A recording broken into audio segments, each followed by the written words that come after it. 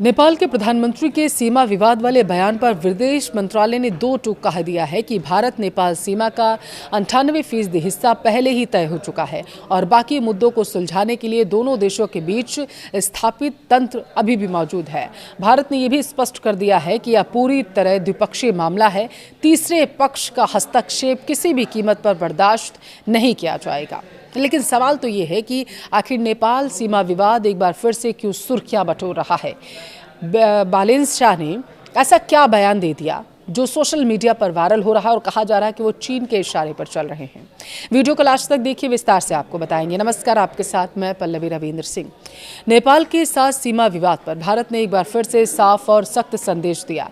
नेपाल के प्रधानमंत्री के हालिया बयान के बाद विदेश मंत्रालय ने दो टूक शब्दों में कहा, दोनों देशों के बीच सीमा से जुड़े मुद्दे द्विपक्षीय हैं और इनमें किसी भी तीसरे पक्ष की कोई भूमिका नहीं होगी।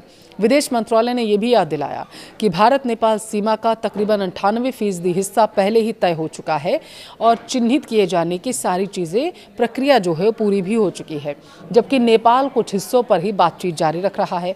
विदेश मंत्रालय के प्रवक्ता रणधीर जायसवाल ने कहा है कि हमने नेपाल के प्रधानमंत्री के बयान और उनके बाद नेपाल के विदेश मंत्रालय की प्रतिक्रिया पर ध्यान दिया है। भारत और नेपाल के बीच सीमा संबंधी सभी मुद्दों को सुलझाने के लिए पहले से स्थापित द्विपक्षीय तंत्र मौजूद है और इन्हीं के जरिए बाकी मामलों का समाधान किया जाएगा। दरअसल यह विवाद तब सुर्खियों में आया जब नेपाल के प्रधानमंत्री ने संसद में बोलते हुए दावा किया कि केवल भारत ने ही नेपाल की जमीन पर अतिक्रमण नहीं किया है, बल्कि कई स्थानों पर नेपाल ने भी भारतीय इलाके में अतिक्रमण किया हुआ है। उन्होंने दावा किया कि दोनों देशों को तथ्यों के आधार पर विवाद का समाधान निकालना चाहिए और इसके लिए इतिहासकारों, सर्वेक्षण विशेषज्ञों तथा अन्य जानकारों की हेल्प लेनी चाहिए। नेपाल के प्रधानमंत्री ने यह भी कहा कि लिपुलेख, लिम्पियाधुरा और इसके साथ कालापानी जैसे क्षेत्रों को लेकर लंबे समय से मतभेद है, जिनका असर दोनों देशों के रिश्तों पर भी पड़ता है। हालांकि उन्होंने इस मुद्दे को बातचीत और दोस्ती के माहौल में सुलझाने की वकालत की है। इसका जवाब देते हुए रणधीर जायसवाल ने कहा, भारत नेपाल सीमा का लगभग 98% हिस्सा पहले ही चिन्हित किया जा चुका है। उन्होंने बताया कि कुछ शेष हिस्सों में समस्या मुख्य रूप से गंडक नदी के बहाव में बदलाव के कारण पैदा हुई।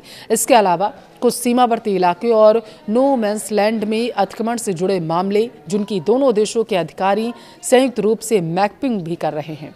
देखिए, विदेश मंत्रालय ने जोर देकर कहा कि भारत और नेपाल के बीच सीमा से जुड़े हुए हर पहलू पर चर्चा, समाधान के लिए संस्थागत व्यवस्था मौजूद है। ऐसे में किसी तीसरे देश या अंतर्राष्ट्रीय पक्ष की भूमिका की कोई आवश्यकता ही नहीं।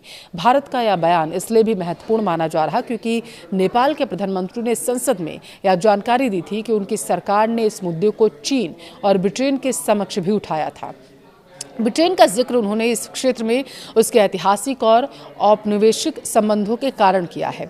विशेषज्ञों का मानना है कि भारत का यह बयान केवल नेपाल के लिए संदेश नहीं है, बल्कि यह भी संकेत देता है कि नई दिल्ली अपने पड़ोसी देशों के साथ लंबी सीमा मामलों में किसी भी तीसरे पक्ष की मध्यस्थता को मान्यता नहीं देगी।